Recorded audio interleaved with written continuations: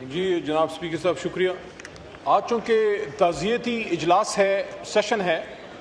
میاں محمد اظہر صاحب کے لیے، اللہم صلی علی محمد و علی آل محمد، میں بات کرنا چاہتا تھا اپنے اپوزیشن لیڈر جناب عمر ایوب صاحب اور باقی ہمارے جو ممبران ہیں، لیکن موقع نہیں ہے، تو پرسوں اس پہ تفصیلی ہماری طرف سے گفتگو ہوگی کہ جس طریقے سے ایک جمہوریت کا آپ سمجھیں ایک جنازہ پڑھا دیا گیا ہے کہ opposition leader in national assembly, opposition leader in Senate, both of them have been condemned for 10 years imprisonment. لیکن اس پہ ہم بات کریں گے. میاں صاحب کی میری ان کے ساتھ رفاقت ذاتی طور پہ تو بڑی کم رہی، 15-16 مہینے، لیکن ان کا بیٹا جو ہے چھوٹے بھائی کی طرح ہے حماد، اور اس کے ساتھ پارٹی میں بہت لمبا عرصہ گزرا. پچھلے دور کی بات ہے جب آپ کی پہلی حکومت تھی، ہماری ابھی نہیں آئی تھی، اس زمانے میں آپ کو یاد ہوگا ہمارا ایک احتجاج ہوا، تو اس زمانے میں تھوڑی بہت سلام دعا حماد اظہر سے شروع ہوئی، اور میں دیکھتا تھا کہ لاہور سے ایک ایجوکیٹڈ بیرسٹر ہے، حماد بیرسٹر ہیں، پڑھے لکھے نوجوان ہیں، اس کی تربیت اس بات کی عکاسی کرتی تھی کہ کسی سلجھے ہوئے خاندان میں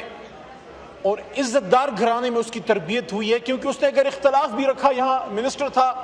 آپ کو کبھی تند و تیز باتیں بھی ہماری طرف سے آتی تھی، تو حماد کی طرف سے بات بہت ایک سلجھے ہوئے انداز میں سخت تنقید ضرور آتی تھی. وہ جب میں ان سے ملا، یقین کیجئے، ایک ہوتی ہے لفاظی، ایک ہوتی ہے پرسن ایکسپیرینس.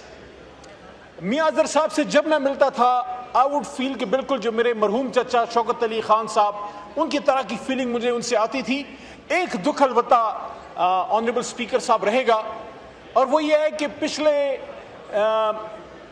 15-16 مہینے میں جب سے یہ نیا ایوان آیا ہے، نئی جو اسمبلی آئی ہے، میں جب بھی میاں صاحب سے پوچھتا تھا حماد کیسے ہیں، حماد سے بات ہوئی، ان کے چہرے پہ ایک بے چارگی سی آ جاتی تھی اور کہتے تھے بیٹا بات نہیں ہو سکی، پتہ نہیں حماد کیسا ہے. تو میرے آخر میں یہ الفاظ ہیں، مجھے نہیں پتا، کیونکہ جب میرے والد ولی محمد صاحب فوت ہو رہے تھے تو میرے ہاتھوں میں ان کی ڈیتھ ہوئی، بیمار تھے، میرے بھائی وغیرہ نہیں ہیں، تو میں ہی اکیلا تھا. تو مجھے اکثر یہ فیلنگ ہوتی ہے کہ روح نکلتے وقت باپ کے کیا احساسات ہوں گے، تو میاں اظہر صاحب کے کیا احساسات ہوں گے جو 16 مہینے وہ اپنے بیٹے سے نہ مل سکے، نہ بات ہو سکی، اور ایک تکلیف یا ایک جدائی کی حالت میں گئے. میں ایک بات کو اپریشیٹ بھی ضرور کرنا چاہتا ہوں کہ چلیں جتنی بھی مخالفت تھی، لیکن کم از کم ان کی فوتگی کو اچھے طریقے سے ہو لینے دیا گیا.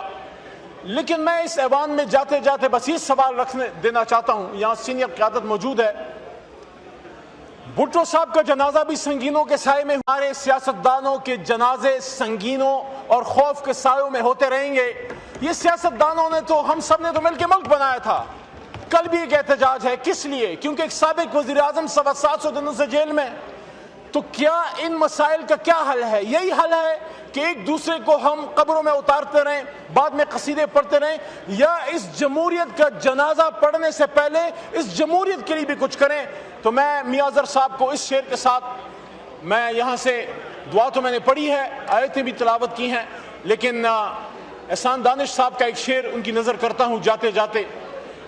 کہ میاں صاحب خواب ہو کے رہ گئی ہیں کیسی کیسی حسرتیں، خواب ہو کے رہ گئی ہیں کیسی کیسی حسرتیں، داغ فرقت دے گیا ہے کیسا کیسا آشنا. بہت شکریہ.